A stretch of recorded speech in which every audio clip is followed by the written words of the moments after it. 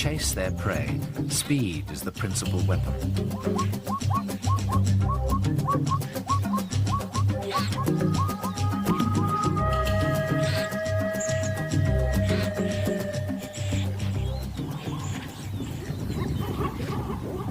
Sometimes speed is not enough. Confronted by a herd of agile prey animals and an inconvenient cloud of dust, an attacking lion is reduced to a spectator.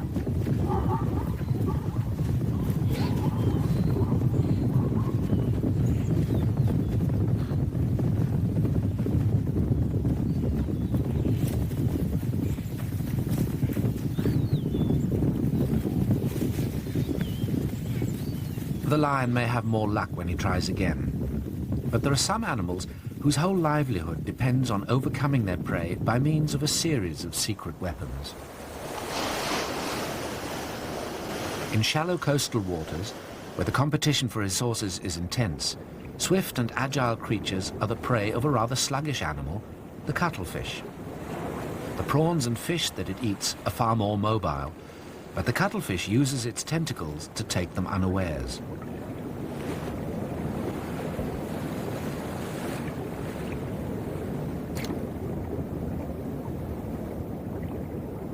Stealth is the first requirement.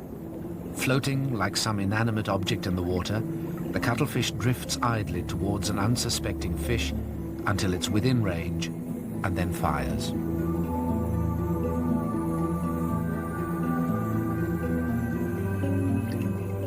It doesn't always work. If every cuttlefish caught every fish it aimed at, there would soon be no fish left, and soon after that, no cuttlefish. Predation is an arms race in which the prey survives by being just one step ahead of the predator, some of the time.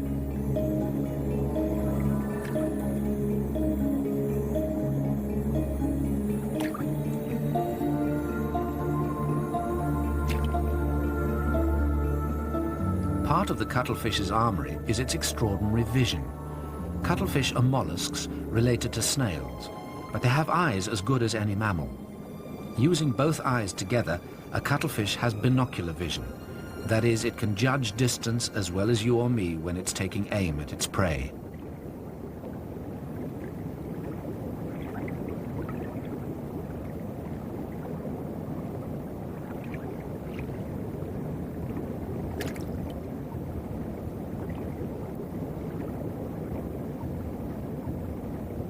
Other mollusks have eyes, but nothing like as good. A scallop has rows of them along the edge of its shell to look out for its enemies. Little blue gems dot the rim of its mantle, each able to distinguish between light and dark and to recognize movement, but not much else.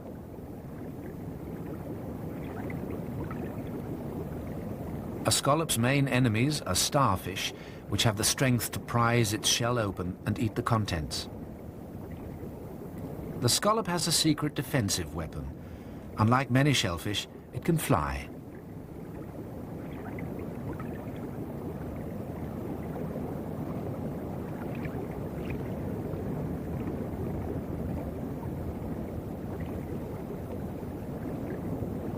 The cuttlefish's other secret weapon is its camouflage. It can change color continuously to keep it inconspicuous against the flickering underwater background. It does it by means of color cells called chromatophores. By contracting cells of one color and expanding those of another, the cuttlefish becomes a chameleon, a marine kaleidoscope.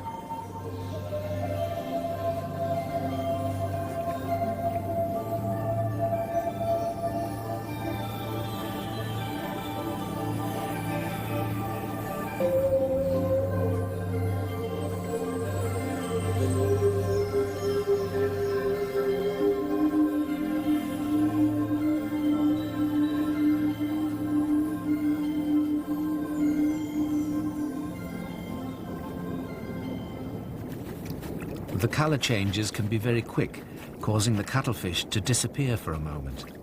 For young cuttlefish, mimicking the pebbles of their environment may save their lives.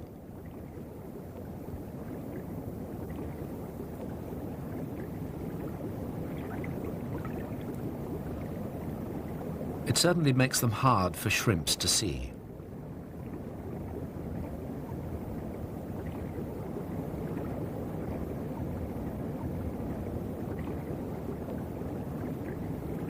An octopus shares some of the cuttlefish's attributes, especially its sharp eyesight, but it hunts in one of two different ways.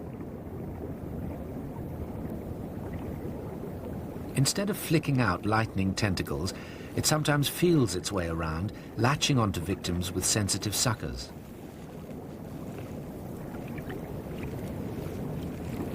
This is sometimes too clumsy to succeed.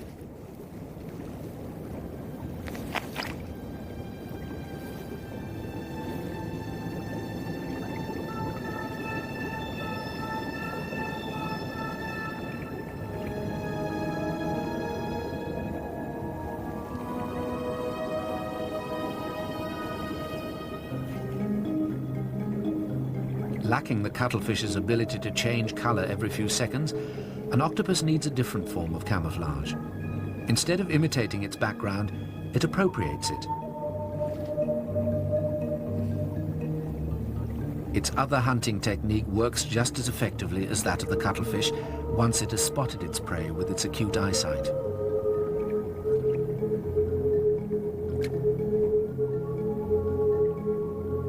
Octopuses are highly adaptable in their choice of hiding place, especially when they're small. The arrival of mankind and his litter-spreading tendencies has proved a bonus to some of them.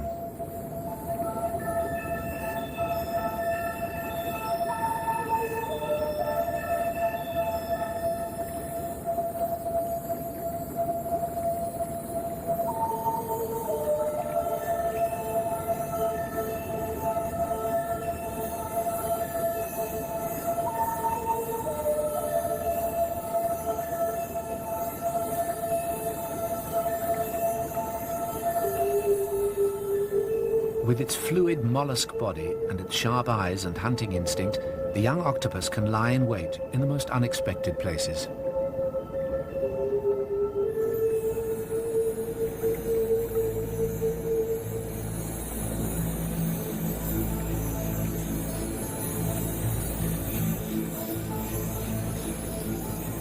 The eyes are the guiding principle behind many of the secret weapons in the animal kingdom. From herons to frogs to praying mantises, precise binocular vision enables them to pinpoint and then skewer their prey.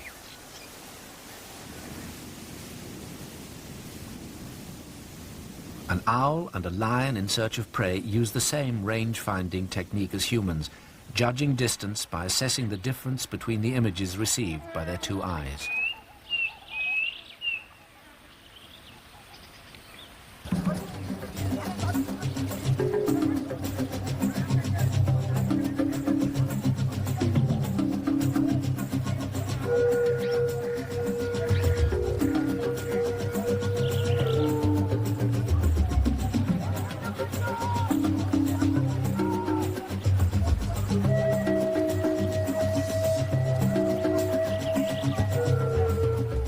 Because success or failure can mean the difference between life and death, an animal's hunting skills must be honed to a fine edge.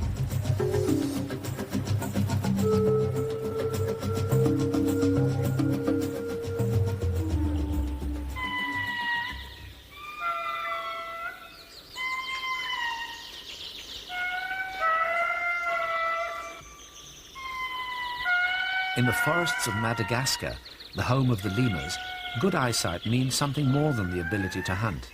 It also means escape, leaping with great precision from branch to branch.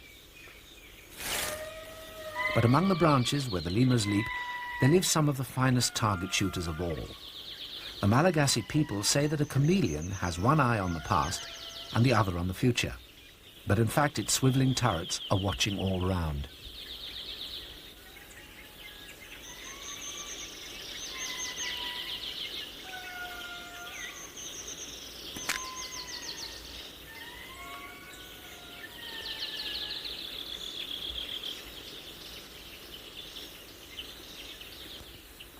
When one eye spots a likely item of food, both turn together to take aim, and it fires its tubular tongue, sticky at the end.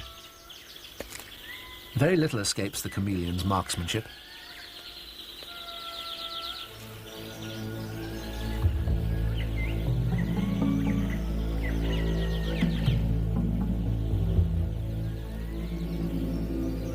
Madagascar is home to half the chameleons in the world, most of them endemic, that is, found only in these ancient forests.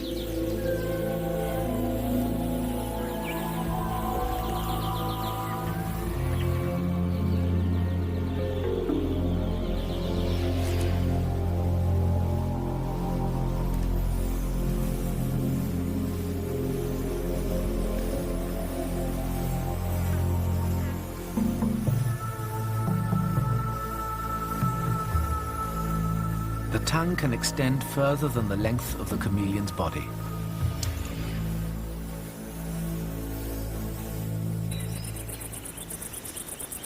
If you can't reach your prey, the next best thing is to turn your body into a projectile. The jumping spiders have a formidable array of eyes with which to locate their prey and magnificent fangs with which to kill it. Once they've found it, as their name suggests, they leap on it, relying on speed to take it unawares. They move among the leaves like so many tiny lemurs, trailing a safety line of silk in case they should fall.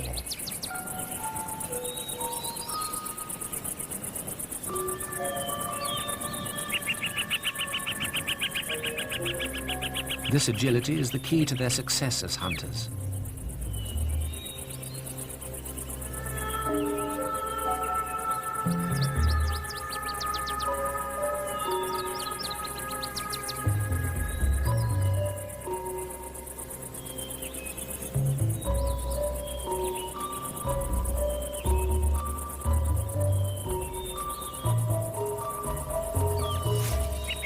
But the grasshopper's contribution to the arms race is its legs and its quick reactions. The spider's safety line proves its value not for the first time.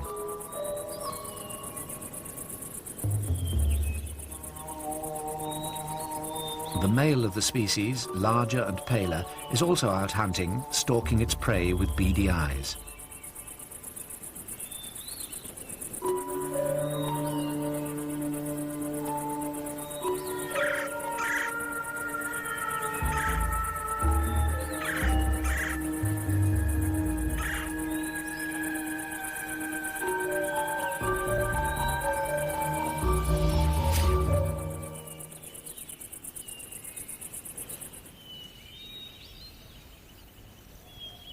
Eyes are important to owls. They're so large that they can't move in their sockets, which is why owls must be able to turn their heads so far. Hunting at night, they make more use of their ultra-sensitive hearing to locate prey. The spotted owl steals a march on its rivals in America's western forests by hunting by day, using its large eyes to find mice and flying squirrels in the gloom among the trees.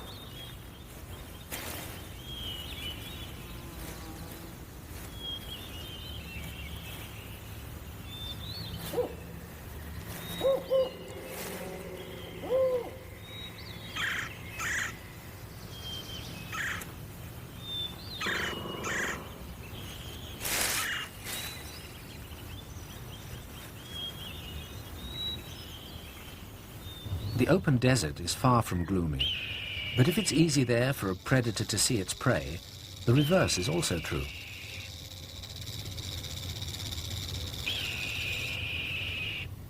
A rattlesnake is guided mainly by its eyes during the day, but its prey can see it coming.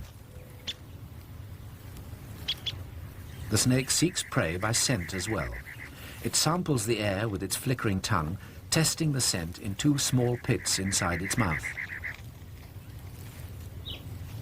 Eyes and tongue are not enough to make the snake a very successful hunter by day. Its potential prey has evolved to counter the snake's stealthy approach with alertness and speed.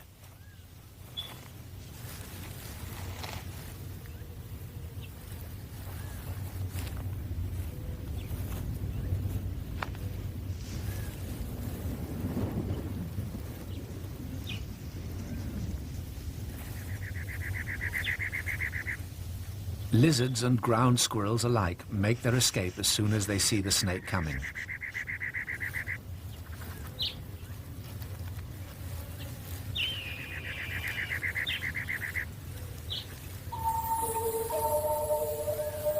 But as the hungry day draws to a close, the snake will come into its own. It has a secret weapon against which the small animals of the night have no defense.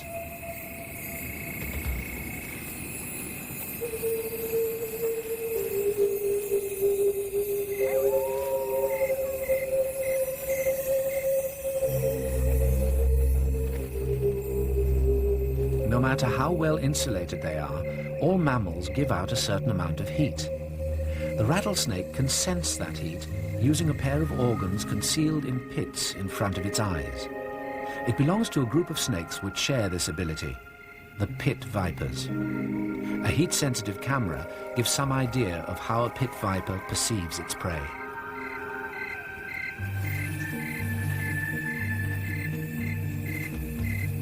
The red areas are the warmest parts of the mouse. They're the snake's target.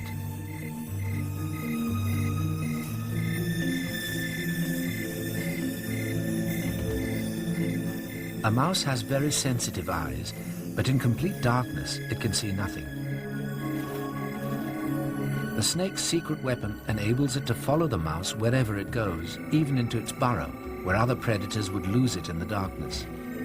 Although food was hard to come by during the day, at night the rattlesnake doesn't go hungry.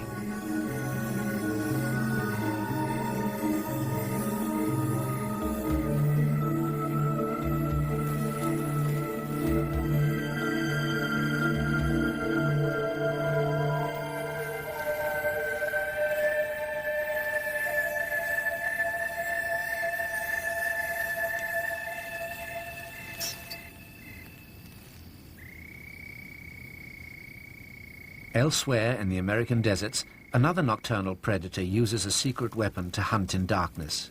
It's a Mexican pallid bat, and it catches crickets by sonar.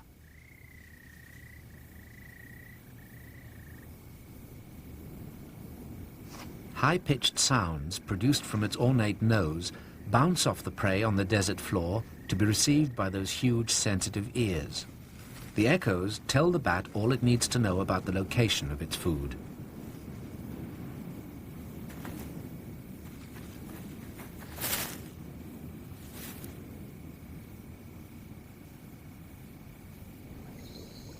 In the forests of Costa Rica, the bulldog bat uses the same system to catch fish at night. The sounds don't penetrate the water, but if a fin sticks up as much as a millimeter above the surface, the bat can detect it and catch its owner.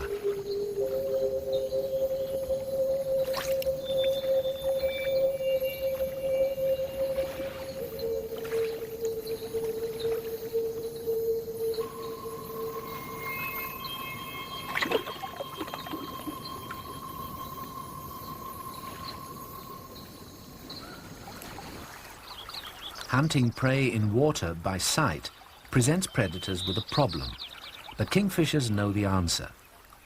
Objects below the surface are never quite where they seem because of refraction, the way light bends as it leaves the water.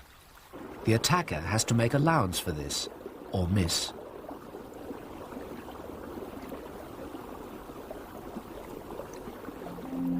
An adult kingfisher rarely misses.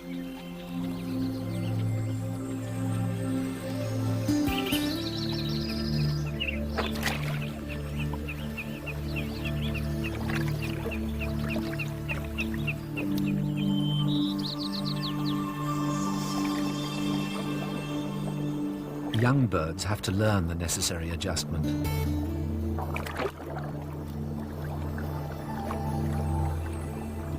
It takes many trials and a good number of errors before the bird discovers just how much to aim off to allow for refraction.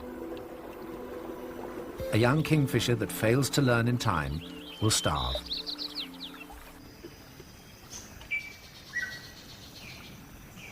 A similar adjustment must be made by an animal that hunts from water into air. There are not very many such animals in the world. One of the few lives in the rivers of Indonesia. It's the archer fish.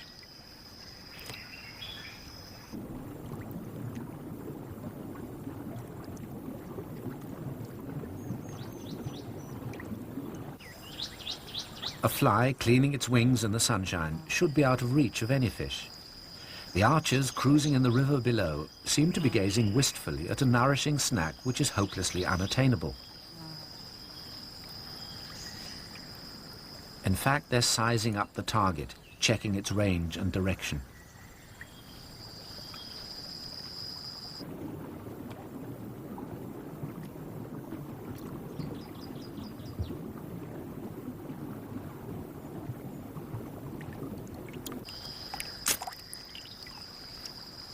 A perfectly aimed jet of water knocks the fly down, and in one swift movement the fish grabs it before it can recover from the water surface. Then it watches for another fly to arrive.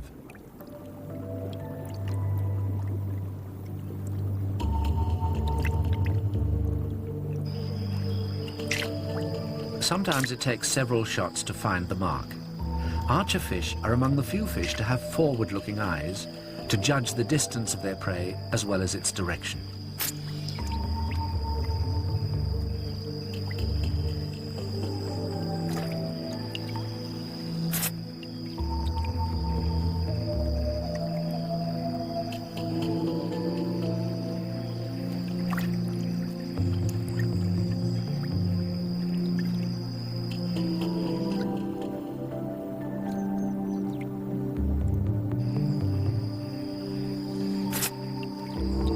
Because the fish gather in groups to hunt, the trophy doesn't always go to the marksman who shot it down.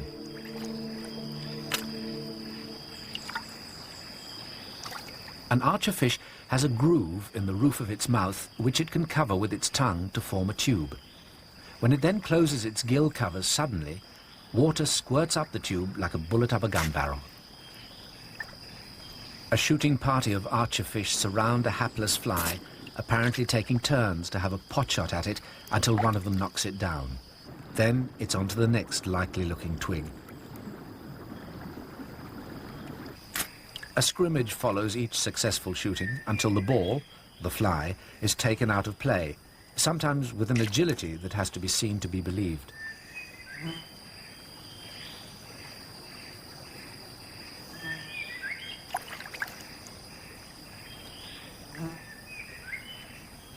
As if spitting so accurately weren't enough, the little fish sometimes jump to take the prey in their teeth. If they can reach, this effectively prevents another fish from stealing their meal.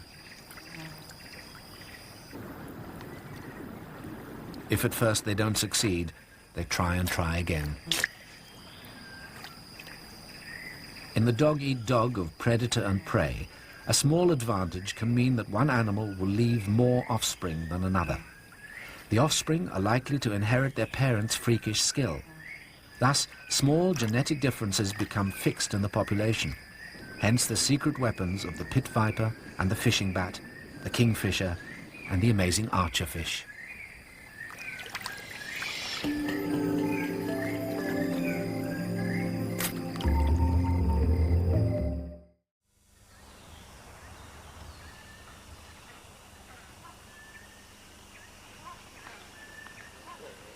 It's the height of the dry season in the Malaysian rainforest.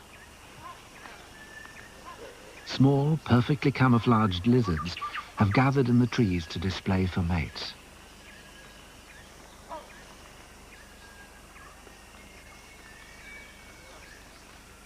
Males flash their throat flags to intimidate the weaker lizards, driving them to the outer edges of the tree. The expectant females watch as one by one the losers are faced with a simple choice: fight or flight.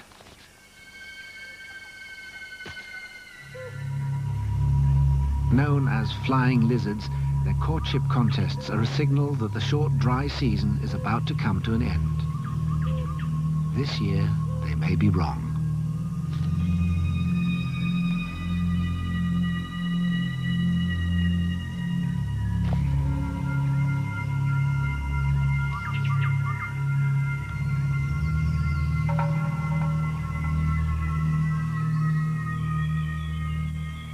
All across Malaysia, the rains are late.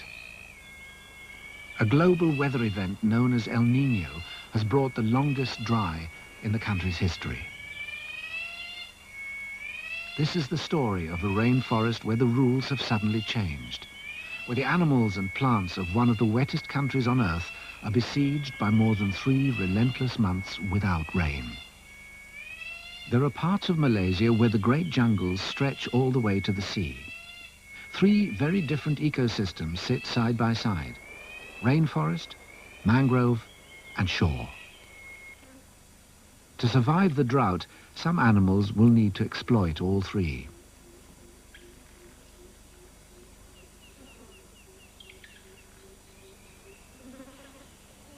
A pangolin naps after spending the night clawing termites from a rotten log.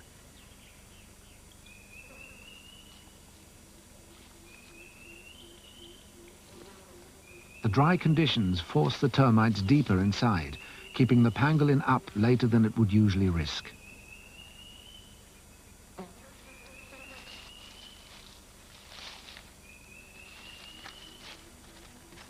Harassed by flies and exposed by the rising sun, the pangolin ambles off to sleep out the day safe underground.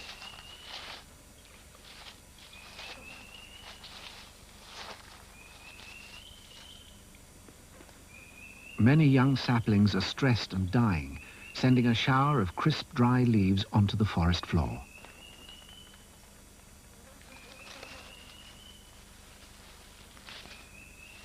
For a trio of mongoose, the deep carpet of rustling leaves is a strategic disaster. They're stealth predators, stalking through the leaf litter to surprise small prey animals hidden within.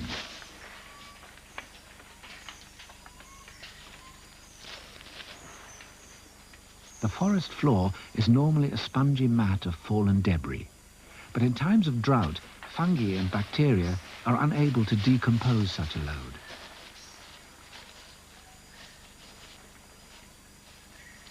For the mongoose, it's sheer frustration. For others, salvation.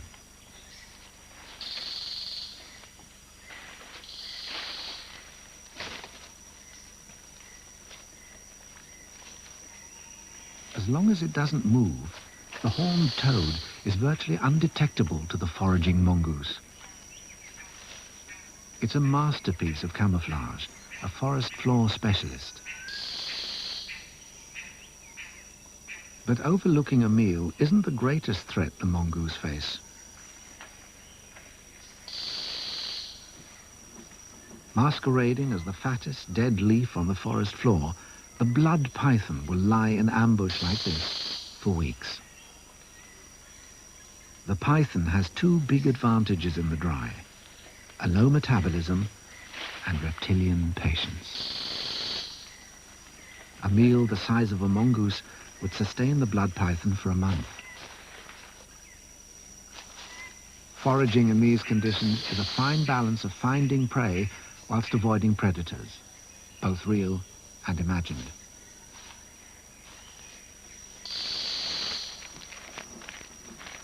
A red barking deer, a male, and the sonic overload is making him nervous.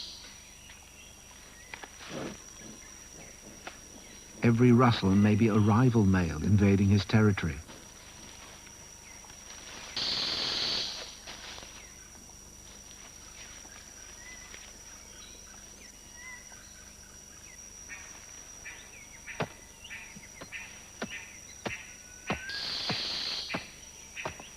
He stomps to warn the intruder.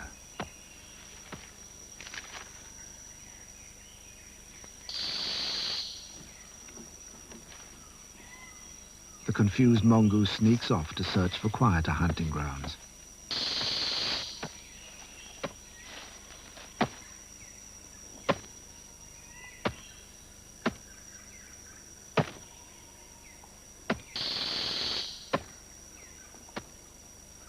For the moment, the horned toad is safe, as long as the streams stay wet. But the rainforest pools are shrinking, and the superheated shallows are becoming depleted of oxygen. Tiny snorkels pierce the surface, a lifeline to those lurking below.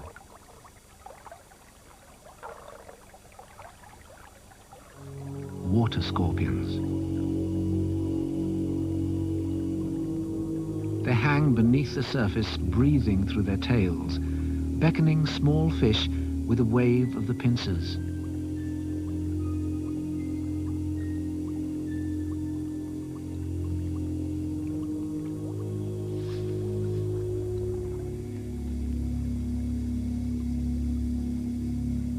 The shrinking pools have concentrated the fish and the scorpions. All-in wrestling matches break out over the best fishing spots.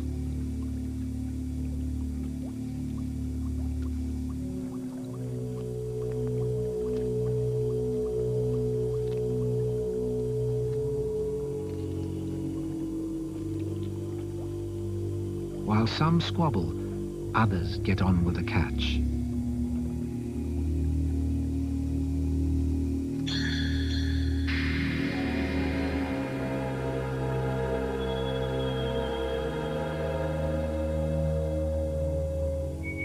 Exploring with its proboscis, the water scorpion injects digestive fluid to break down the body of the fish.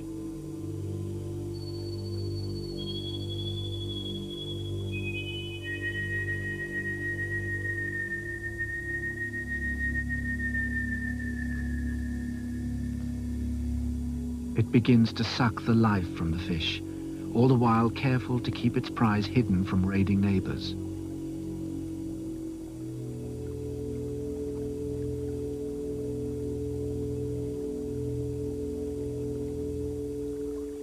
The weeks of drought wear on.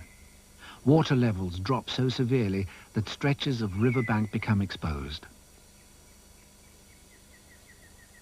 Rainforest animals are drawn to these open spaces as rare and precious basking spots.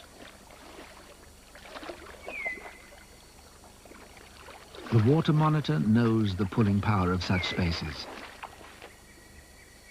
It conceals itself in anticipation.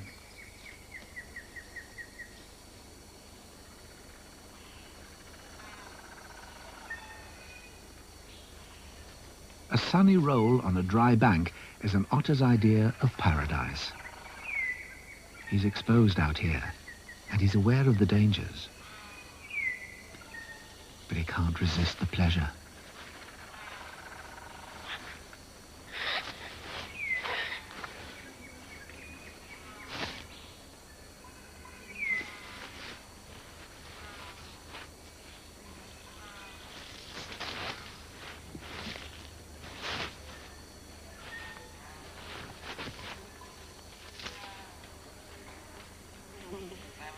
At the end of his dust bath, the otter has one last ritual to perform. He moves closer to the concealed monitor.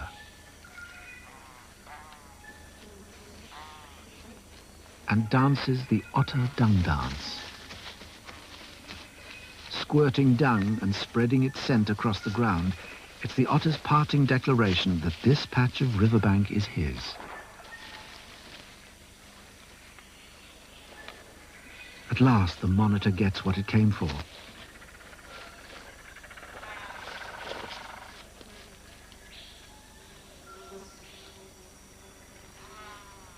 A long, sensual rub in a fresh squirt of otter feces.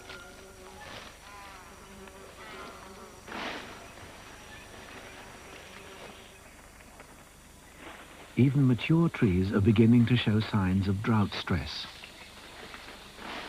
These are dusky langurs, leaf-eating specialists.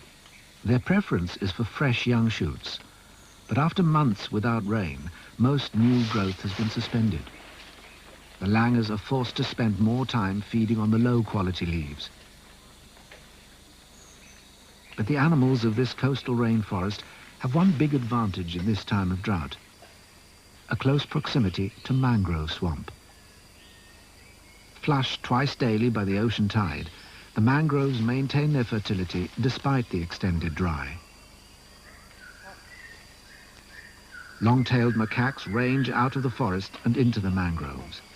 They have a prodigious ability to eat almost anything: leaves, fruit, even flowers.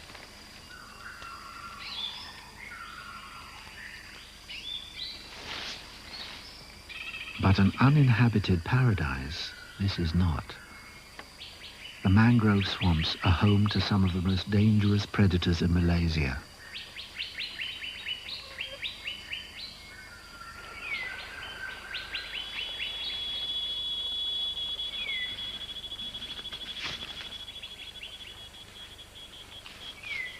A mangrove cat snake, and it's going fishing.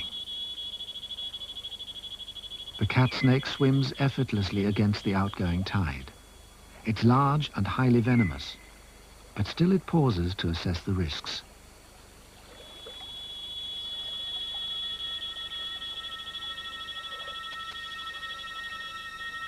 And it's wise to be cautious.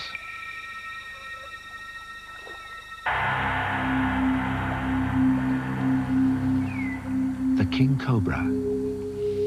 As fresh water dwindles in the forests, king cobras travel down to the mangroves. Prey is concentrated here in the dry. The mangroves are the place of the reptiles, and the 4-meter-long king cobra is a reptile-eating specialist.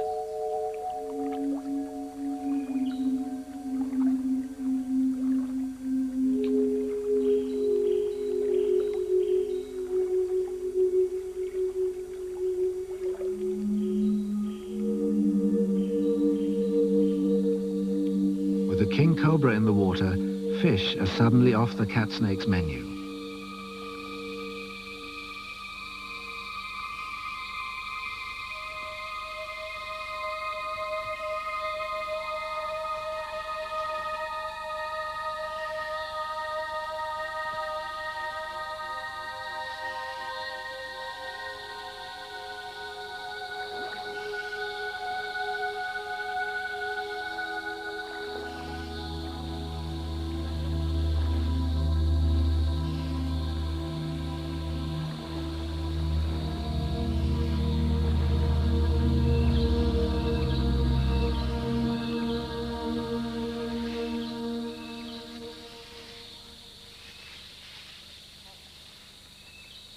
The cobra turns its attention to the maze of mud and prop roots, where the troop of long-tailed macaques waits for the tide to recede. The mangrove floor is an unfamiliar environment for monkeys. They're nervous.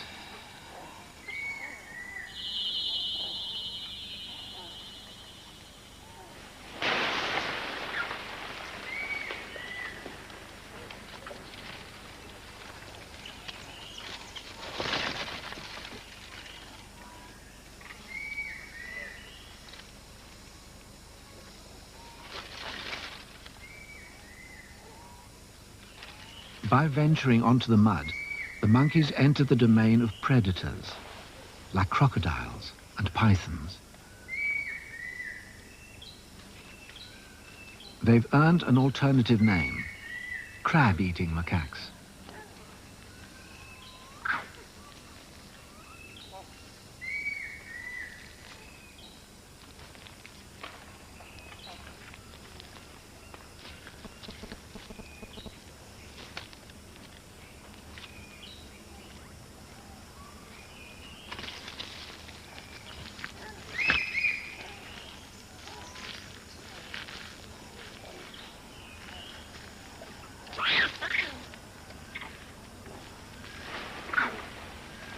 Sentries are posted.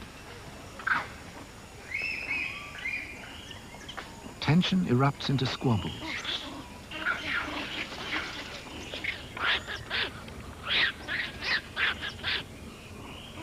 Mothers with babies stay well clear of the dangers below.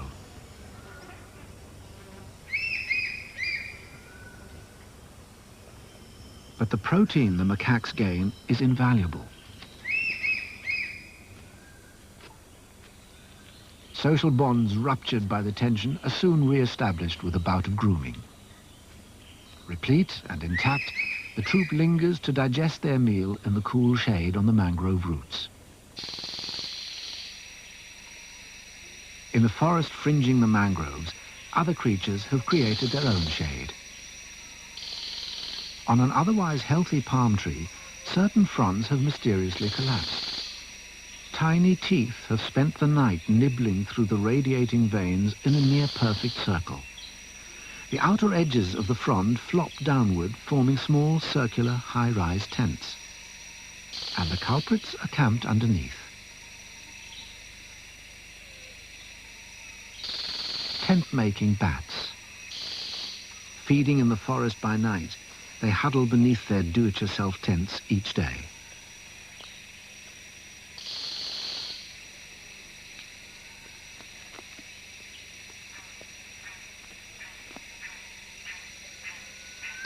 The tents are multi-purpose, shading the bats, concealing them from predators, even keeping them dry when the rains finally come. Whilst the bats cluster in the shade, others below seek the sun. Even nocturnal snakes, like the reticulated python, need to bask in sunlight from time to time. The snake has fed recently and must raise its body temperature to digest the meal.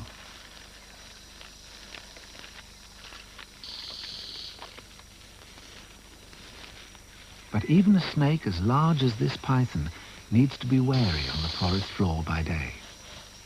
At 2.5 meters long, it would make a meal fit for a king. And the king is hungry.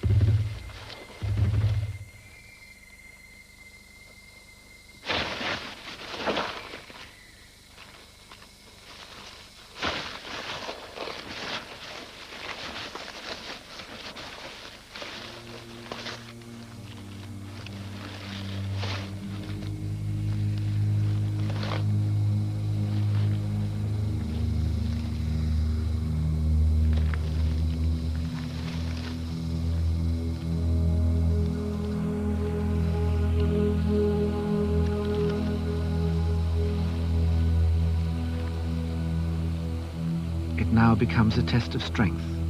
The strength of the python's coils versus the strength of the cobra's venom.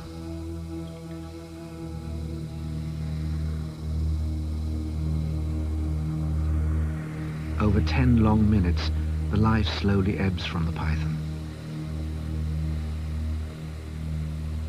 The great coils release their grip.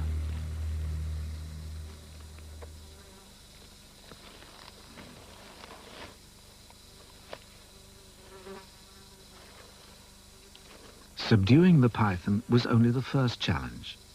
The second is swallowing it.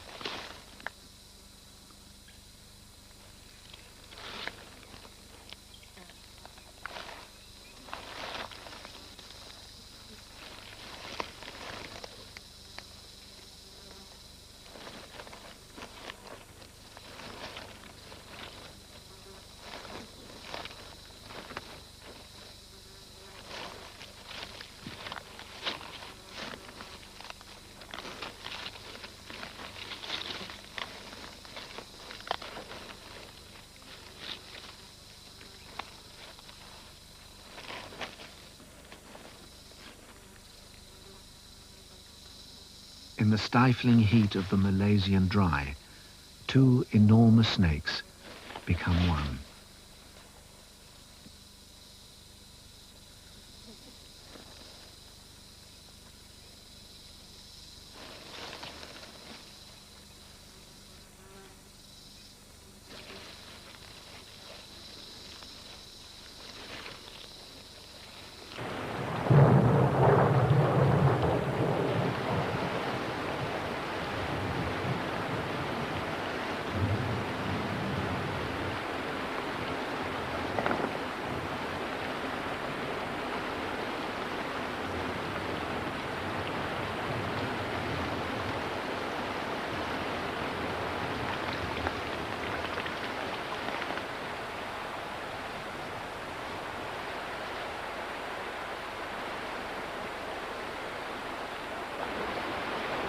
The longest dry season in the history of Malaysia is washed from the forest. The late rains replenish a maritime fig, one of the few trees to bear fruit despite the drought. It's a chance at last for the macaques to behave like ordinary monkeys again.